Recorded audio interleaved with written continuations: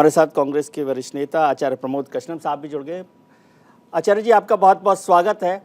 बात हम योगी जी और राहुल गांधी के पर जो राहुल गांधी जी ने जो आरोप लगाए या जो बात कही उस पर कर रहे थे, लेकिन मैं सुबह से देख रहा हूँ संसद में व्यक्तिगत मसलों पर ज़्यादा चर्चा हो रही है। पहले राहुल जी ने की और अब स्मृति ईरानी जी कर रही हैं, उससे पहले भी कुछ वक्ताओं ने की। किस तरह की राजनीति चल रही है?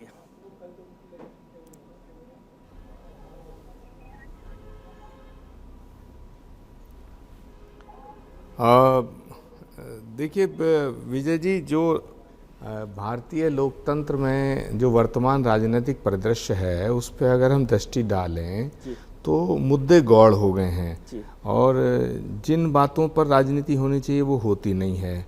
जो इश्यूज एड्रेस करने चाहिए वो कोई करता नहीं है और सब अपनी अपनी स्वार्थ सिद्धि के लिए मुद्दे उठाते हैं और फिर उन मुद्दों का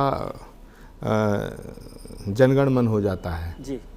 और व्यक्तिगत आरोप लगाना ये राजनीति की सुंदरता नहीं कही जा सकती, ये सौंदर्य नहीं है राजनीति का। क्योंकि राजनीति का सौंदर्य ये है और लोकतंत्र की खूबसूरती ये है कि हम सैद्धांतिक बात करें, उसूलों पे बात करें। यहाँ उसूलों पे बात नहीं हो रही है, यहाँ जैसे दुश्मनी सी हो गई है कुछ दिनों से। अगर राहुल गांधी जी केदारनाथ जाते हैं तो उन्हें गालियां दी जाती हैं, अगर राहुल गांधी जी वैष्णो देवी जाते हैं तब भी उन्हें ट्रोल किया जाता है, अगर राहुल गांधी जी मानसरोवर जाते हैं तो उनके खिलाफ प्रचार किया जाता है। केदारनाथ जाओ, बद्रीनाथ जाओ, वैष्णो देवी जाओ, काशी विश्वनाथ जाओ। और हद तो तब हो गई विजय त्रिवेदी जी कि जब राहुल गांधी पैदल चलने लगे उसको भी क्रिटिसाइज किया गया। पद यात्रा को कौन क्रिटिसाइज करेगा? तो ये हर तरफ से हो रहा है। लेकिन आचार्य जी, जो राहुल जी ने कहा योगी आदित्यनाथ के लिए, उससे आप सहमत हैं? तो राहुल जी ने जो कहा है योगी आदित्यनाथ के लिए, उससे आप सहमत हैं? नहीं,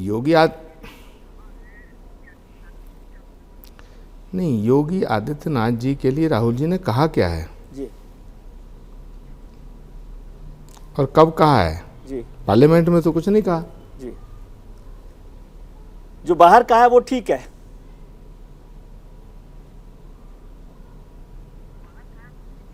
नहीं, मुझे नहीं मालूम कि उन्होंने क्या कहा। मुझे तो इतना मालूम है कि राहुल गांधी सर्वधर्म समभाव में विश्वास करते हैं और सभी लोगों का सम्मान करते हैं और मुझे लगता है वो योगी जी का भी सम्मान करते हैं। वो किसी का अपमान करते ही नहीं राहुल जी। और योगी जी एक गोरक्ष पीठाधीश्वर हैं, एक साधु हैं, सन्यासी हैं और उत्तर प्रदेश के मुख्यमंत्री हैं। वो 2 in 1 हैं। तो पहले प्रॉब्लम ये थी कि साधु सन्यासियों को ऐसा माना जाता था कि भाई वो राजनीति में नहीं आने चाहिए, उनको दूर रहना चाहिए। और होता भी था कि राजा बना करके सन्यासी तो भिक्षु रहता था हमेशा। लेकिन अब कुछ दिनों से ये परंपरा जब शुरू हुई तो भाजपा ने ये परंपरा शुरू की, ये रीत शुरू की कि उमा भारती जी मुख्यमंत्री बनी, फिर केंद्र में मंत्री बनी तो साधु भी मिनिस्टर बनना चाहिए। वैसे इससे पहले भी कृपलानी जी जब थे, उससे पहले भी महंत अवैधनाथ जी लोकसभा में जीते थे। तो विषय ये है कि 2 तरह की दृष्टिकोण हैं। तो राजनेता बनते ही वो अधर्म फैलाने लगते हैं। अवैधनाथ जी भी थे। 2 तरह के दृष्टिकोण हैं।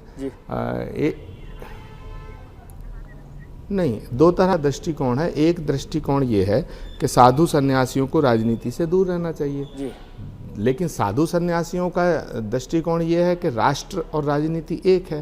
तो धर्म और राजनीति का जो लक्ष्य है वो तो जनसेवा है, मानव कल्याण है। तो अगर डॉक्टर राजनीति में आ सकता है और डॉक्टर की डिग्री नहीं छिनती उसकी, इंजीनियर राजनीति करता है तो वो इंजीनियर रहता है, पत्रकार राजनीति में आता है वो पत्रकार भी रहता है, और अगर एडवोकेट राजनीति में आता तो वो वकालत नहीं छोड़ता।